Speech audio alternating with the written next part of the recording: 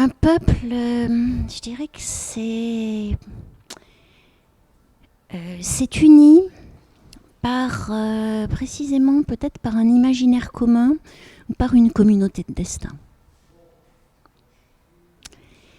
C'est peut-être la meilleure définition que je peux en donner.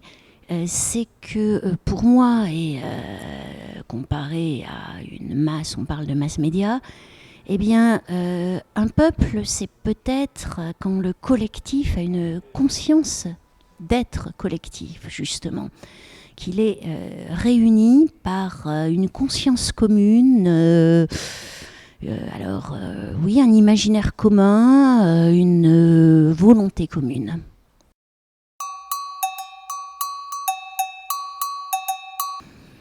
Eh bien, là où les cultures populaires, je crois que c'est ce qui existait sans que justement la question de leur place soit posée. Je m'explique.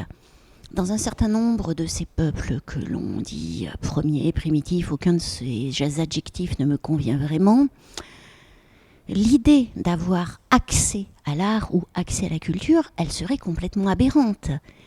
Parce que l'art est l'expression dans ces peuples d'une symbolique et d'un imaginaire partagé. On ne se pose pas la question d'avoir accès à une sculpture, d'avoir accès à la danse ou d'avoir accès à la musique, on les partage. Et pour moi, eh bien, peut-être que la plus belle définition de la culture populaire, c'est Jacques Rancière qui l'a donnée, c'est le partage du sensible dans la communauté. Et c'est donc une culture pas seulement faite pour le peuple, qui est ce qui me semble une définition toujours un peu sujette à caution, mais également faite par le peuple.